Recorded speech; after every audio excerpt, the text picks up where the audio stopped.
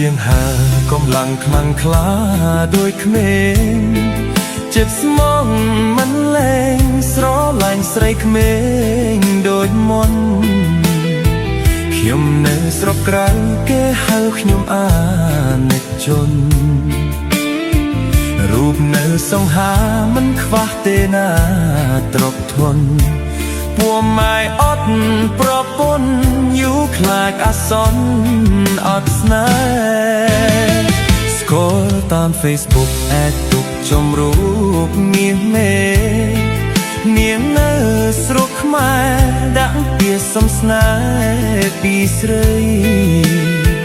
នាងថាមេម៉ាយអាយុទៅតែ23បាបងសំស្នេហ៍ក៏មានមិនប្រកែកអីតែអត់តងគ្នាទៀមយប់ថ្ងៃប្រៀបដូចជាផ្ទៃប្រពន្ធទិញផ្ទះមួយវែងគប់ចិត្តស្រីក្មេងនៅស្រុកខ្មែរទិញឡានឲ្យមាសមេព្រោះជាប់ជាប់ស្នេហ៍ពេកពុននាងចេះព្រួបចិត្តខលនៅសំដីដុនភ្លុនបងថាបងចាស់នាងថាចាស់ចេះថ្នមអូនបានឃើញមុខងារសួនដកដងនឹងអូនតាម Facebook ដនពោចន្ទងក្នុងចិត្តសានឆ្ងល់កងឡងដេកមិនឃើញនួនអងចាំងទទួលបង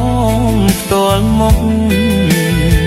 សួរអ្នកចិត្តខាងធ្វើឲ្យខ្ញុំធ្លាក់ថ្លើមខ្នប់នាងទៅហើយដេកឡាយបោកខ្ញុំតាម Facebook ចាស់ត្រូវចាំទុកនេះជាទំនុកអនិច្ចជនខូចចឹង